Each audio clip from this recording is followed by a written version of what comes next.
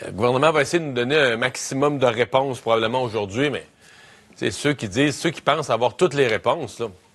Vous allez être déçus, c'est sûr. Vous allez être déçus à toutes les phases de l'arrêt du confinement. Vous allez être déçus parce que il n'y aura pas toutes les réponses. Parce qu'on les a pas toutes les réponses. Parce qu'on ne sait pas. L'avenir, on le connaît pas.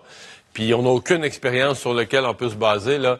La dernière fois qu'il y a eu une pandémie, la grippe espagnole, ça fait au-dessus de 100 ans. Puis il n'y a rien qui fonctionnait comme aujourd'hui. La société était... D'abord, il n'y a personne de vivant pour nous le raconter, un. Puis deux, la société fonctionnait tellement différemment. Les moyens, les communications, la technologie, c'était tellement autre que c'est bien difficile de faire des comparaisons utiles. Fait qu'on avance dans quelque chose que, franchement, là, on ne connaît pas. Ben, parlons-en du retour à l'école, qui soulève quand même toute une série d'enjeux sociaux, d'éducation et autres. On va tout de suite en discuter avec la porte-parole du Parti québécois, qui s'est exprimée, qui a soulevé des questions hier. Véronique Yvon, bonjour. Bonjour, M. Dumont. Bon, vous avez un peu soulevé des questions sur le sens qu'on veut donner à cette réouverture des écoles. Oui, bien, je pense que vous l'avez dit vous-même en introduction. En fait, on voit tellement d'approches différentes par rapport aux écoles et par rapport au déconfinement de manière générale, que je pense que la clé cet après-midi, c'est vraiment de sentir où on s'en va, quels sont les objectifs qui sont poursuivis par le gouvernement avec la réouverture graduelle des écoles et avoir un maximum d'informations et de transparence pour qu'on puisse continuer, tous les Québécois, toute la société, à avancer ensemble, à ramer tous dans le même sens, parce que dans une situation de crise comme celle qu'on vit, je pense que c'est fondamental que pour qu'il y ait le moins de problèmes de cohésion sociale, qu'on sache pourquoi on fait les choses, dans quel ordre on fait les choses et les objectifs qu'on poursuit. OK. Je vous ramène tout de suite après sur le pourquoi, mais dans un premier temps, est-ce que votre feeling, votre perception au Parti québécois, parce que les provinces au Canada semblent dans deux groupes, là. Il y en a quand même quelques-unes là, qui ont complètement fermé et dès le mois de mars, qui avaient complètement fermé les livres pour cette année en disant on reporte tout ça en septembre, versus d'autres. Bon, l'Ontario a reporté encore d'une couple de semaines, mais le Québec, l'Ontario, quelques-unes qui semblent vouloir faire quelques semaines d'école ce printemps. Votre préférence au Parti québécois là-dessus?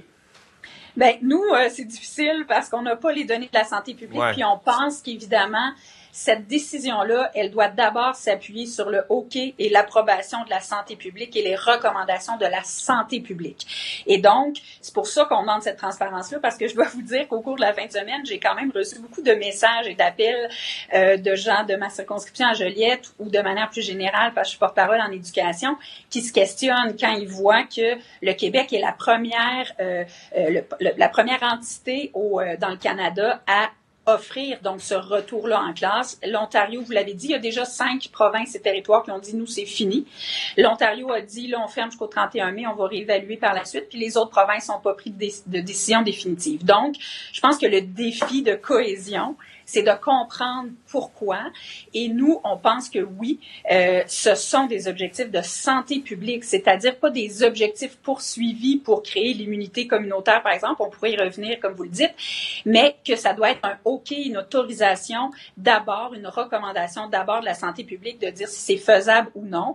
Et si oui, évidemment, toutes les mesures techniques et logistiques qui doivent être mises en place. Mais il y a tout un autre pan. Nous, on trouve qu'on a très, très peu abordé, c'est justement le pan du choix de l'école. Et donc, si on choisit l'école pour renvoyer nos enfants, les socialiser, faire en sorte qu'ils sortent de leur isolement, des objectifs fort importants que les pédiatres mettent de l'avant, bien, il faut aussi qu'il y ait des objectifs pédagogiques. L'école, c'est pas juste un endroit pour, passez-moi l'expression, parquer des enfants ou les occuper. C'est un lieu pour qu'ils apprennent, qu'ils consolident des apprentissages. Donc, c'est ça que nous, on veut être certain qui est clair, surtout dans un contexte où l'école est facultative dans sa fréquentation là, physique. Ouais. Ben voilà, donc ça veut dire que si on y met des objectifs d'éducation, ce que vous semblez souhaiter, il faut que ce soit complémenté pour pour les parents qui décideraient, pour différentes raisons, bonnes ou moins bonnes, là, mais de ne pas envoyer leur enfant à l'école. Il ne faudra pas que leurs enfants, à eux, prennent du retard. Donc, il faudra qu'on ait, au niveau de l'enseignement à distance, etc., qu'on ait de meilleurs outils pour s'assurer d'un suivi, là, que ces enfants-là, restés à la maison, suivent le groupe. Ben voilà, c'est un énorme enjeu d'équité. C'est particulièrement important de s'en préoccuper pour les élèves qui ont des vulnérabilités particulières, qui ont des défis d'apprentissage, des difficultés d'apprentissage notoires. Donc, on peut pas se mettre à créer, je dirais, deux groupes. Le groupe des enfants qui vont pouvoir physiquement aller à l'école, soit parce que ça rouvre dans leur région ou parce qu'ils n'ont pas de problème de santé ou que leurs parents décident évidemment de les envoyer, versus ceux qui, pour toutes sortes de raisons, vont rester à la maison. Par ailleurs, on ne veut pas créer d'autres inéquités supplémentaires entre ceux qui vont avoir des outils technologiques pour pouvoir suivre à distance de ceux qui ne pourront pas. Et c'est pour ça que ça, c'est fondamental. C'est au cœur même des objectifs du système scolaire québécois. Normalement, la fréquentation scolaire, elle est obligatoire. Là, on comprend que le gouvernement a décidé de faire un bémol à ce principe-là pour des raisons de santé, mais il va falloir nous les expliquer. Est-ce que même le gouvernement souhaite que tous les enfants n'aillent pas à l'école en ce moment parce que ce serait trop difficile à gérer d'accueillir tous les enfants. Donc, je pense qu'il faut être clair parce qu'il y a beaucoup de parents qui sont anxieux, qui se sentent coupables, qui disent « Moi, je me sens dans un dilemme épouvantable. Moi, comme mère, par exemple, une mère m'a dit ça, je suis immunosupprimée. Je suis enceinte, j'ai un enfant d'âge scolaire, est-ce que je l'envoie ou je l'envoie pas? Si je l'envoie pas, je veux pas avoir le sentiment que je vais le retarder dans ses apprentissages puis qu'il va avoir beaucoup de récupération à faire à l'automne, déjà qu'il y a de la misère à l'école.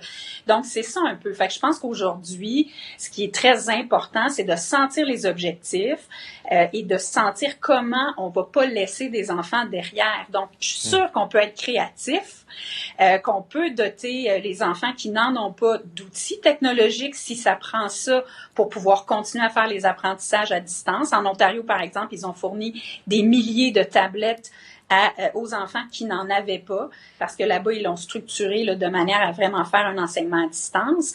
Ou est-ce qu'on peut imaginer que des enfants pourraient suivre la classe, même s'ils ne sont pas en classe? Vous comprenez? Donc, parce qu'on ne pourra pas non plus multiplier les profs qui enseignent le jour, qui fassent de la récupération avec les autres enfants le soir. Alors, c'est ces enjeux-là auxquels il y a de plus en plus de parents, pour lesquels il y a de plus en plus de parents qui se posent des questions. Ouais. Un certain nombre des questions que vous posez, entre autres sur l'enseignement à distance, est-ce que c'est pas, je sais pas si ça va être tout prêt à annoncer après-midi, mais est-ce qu'il n'y aura pas à préparer, compte tenu, là, je pense à la prochaine année et demie, là, la fin de cette année, toute l'année prochaine, où on n'aura pas de vaccin. À tout moment, l'école va être menacée de retourner en confinement. On va vivre avec cette menace-là tout le temps qu'il pourrait y avoir une éclosion à n'importe quel moment.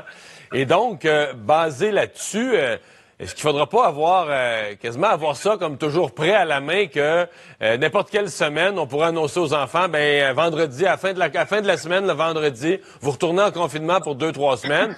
Et là, dans ce cas-là, il faudra pas être pogné les culottes à terre comme au mois de mars, parce qu'on n'avait jamais vécu ça. Il faudra être capable d'envoyer les enfants en confinement, mais avec des outils, avec du travail à faire, avec de l'enseignement à distance comme déjà prêt. Il me semble que il va falloir le planifier, ça, une école nouvelle puis capable de s'adapter au retour en confinement, là.